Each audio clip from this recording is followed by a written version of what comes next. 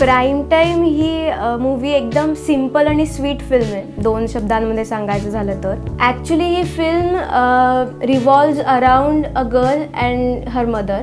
आई आणि मुलीची अशी एक ही गोष्ट आहे की ह्यातली जी आई आहे तिला ग्लॅमरस वर्ल्ड, TV सिरियल याविषयी खूप वेळ असतं आणि तिच्या त्या आवडीचा मग कसा परिणाम होत जातो तिच्या फॅमिलीवर, तिच्या मुलीवर, आणि तिच्या मुलीचं आणि तिचं रिलेशन त्याने कसं बिल्डअप होत जातं आणि मग काय चढउतार काय येतात त्यांच्या फॅमिली लाईफमध्ये, याविषयी सगळी प्राईम टाईम. मी काव्याचा रोल प्ले करते आहे. काव्या ही एक 15-16 वर्षांची मुलगी आहे. ती आत्ता 10वीत आहे आणि ती खूप अभ्यासू आहे. म्हणजे तिला अभ्यासाविषयी खूप ओढ आहे आणि ती डान्स शिकते, पण डान्स हे फक्त तिची एक हॉबी आहे. आणि तिच्या आईची काही स्वप्न आहेत जी तिच्या आईची तरुणपणात अपूर्ण राहिलेली स्वप्न आहेत, तर तिची आई तिची स्वप्न काव्या थ्रू पूर्ण करायचा प्रयत्न करते. त्यामुळे काव्या ही एक चुलबुली नटखट मुलगी आहे, 15-16 वर्षांची, म्हणजे जे आपलं टीनेजवालं जे वय असतं त्यातली ती आहे. आणि मग तिच्या आईचं आणि तिच्या बाबांशी काव्याचे रिलेशन खूप चांगले आहेत, अशी एक मुलगी आहे. नाही, मी काही बाबतीत काव्यासारखी आहे, काही बाबतीत थोडी वेगळी आहे. म्हणजे माझं असं नाही की मला खूप TVचं वेड आहे असं नाही आहे, पण काव्याला अजिबातच नाही आहे. सो मला एक ॲव्हरेज साधारण जे असतं त्या लेवलचं वेड आहे TVचं. म्हणजे मी माझ्या घरी असताना TV बघते, म्हणजे मी सिरियल्स वगैरे बघत नसले तरी मी बाकी TVचे चॅनल्स बघते. काव्या खूपच अभ्यासू मुलगी आहे, तिला अभ्यासाविषयी प्रचंड इंटरेस्ट आहे आणि तिचे बाबा शिक्षक असल्यामुळे तिच्या बाबांचा तिच्यावर खूप इन्फ्लुअन्स आहे, त्यामुळे ती अभ्यासाकडे जास्त वळलेली आहे.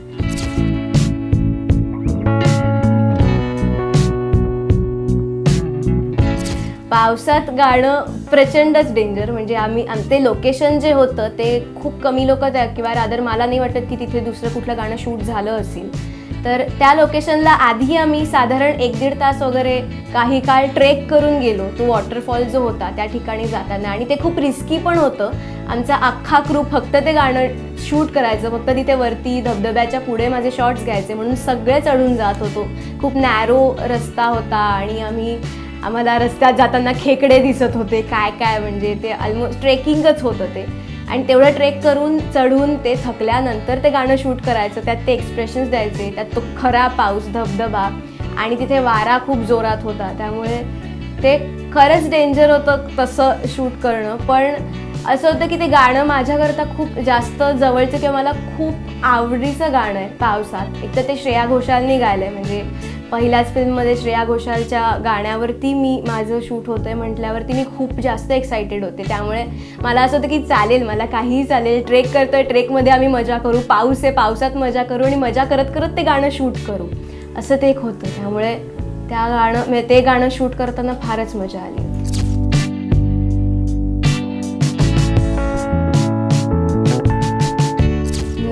असं अजिबात नाही. म्हणजे जरी भाषा वेगळी असली, प्रमोद सर हिंदीमध्ये जरी सांगत असले तरी कम्युनिकेशन करण्याची त्यांची जी एक पद्धत आहे ती आपल्याला लगेच कळतं की ते काय म्हणतायत, म्हणजे त्यांना काय एक्सपेक्टेड आहे हे लगेच कळतं.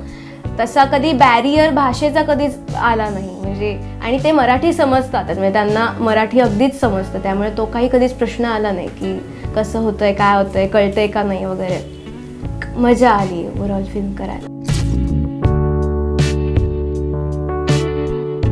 ऑडियन्सला मी हे सांगेन की ही फिल्म येऊन बघा आणि त्या फिल्ममध्ये काय मेसेज आहे हा ॲक्च्युली तुम्ही कुठेतरी पडताळून बघा स्वतःच्या आयुष्यात, की ह्यातलं जे वैशालीचं जे कॅरेक्टर आहे, ती वैशाली प्रत्येकात कोणा ना कोणामध्ये दडलेली आहे, हे नक्कीच आहे. तर तिचा जो प्रवास आहे तो तिच्या प्रवासावरनं आपल्याला खूप शिकायला मिळतं. म्हणजे सुरुवातीची फिल्म सुरू होते तेव्हाची वैशाली आणि फिल्म संपते तेव्हाची, यात इतका फरक आहे की तिच्या त्या प्रवासातनंच आपल्याला शिकायला मिळतं. त्यामुळे ऑडियन्सने नक्कीच ही फिल्म बघावी आणि त्यांना कळेलच. म्हणजे